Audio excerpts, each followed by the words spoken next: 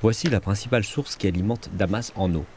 Elle prend sa source dans les ruines d'un temple romain, alimentant la capitale syrienne en eau potable pendant des milliers d'années. Aujourd'hui, on ne voit plus qu'un filet d'eau après que la Syrie a enregistré les précipitations hivernales les plus faibles depuis des décennies.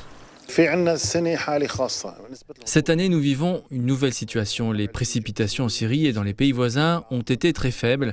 Nous n'avons enregistré que 20% des précipitations annuelles et cela s'est reflété dans l'écoulement de l'eau de cette source qui est habituellement inondée de février à juin. Mais cette année, l'eau n'a même pas émergé. La source Ain el-Fijé et la rivière Barada qu'elle alimente constituent la principale source d'eau pour plus de 5 millions de personnes. Les représentants du gouvernement préviennent que la situation de sécheresse pourrait s'aggraver au cours de l'été et invitent les habitants à utiliser l'eau avec parcimonie. Cette année, nous avons pris des mesures. Nous activons le rationnement de l'eau. Damas était approvisionnée en eau tous les jours, mais maintenant elle le sera tous les 2 jours. Et nous avons donné des instructions pour le rationnement de l'eau.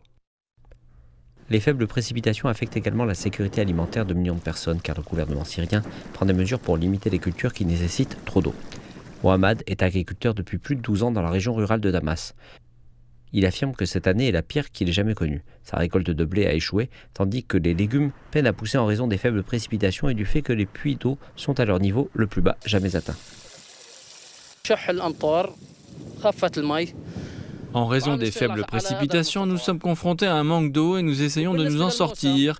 Les récoltes de cette année sont très mauvaises. Beaucoup ont cultivé du blé, mais tout est perdu.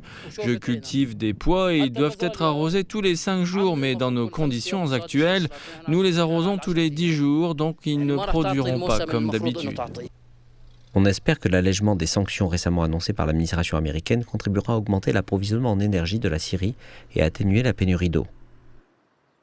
La crise de l'eau est divisée en 2 parties. L'une est liée aux eaux souterraines et aux précipitations et cela n'a rien à voir avec le gouvernement. Mais la deuxième partie est liée à l'énergie nécessaire pour pomper l'eau des puits. Plus d'énergie pour l'électricité signifie plus d'heures pour pomper l'eau dans les maisons des habitants et cela atténuera la crise de l'eau.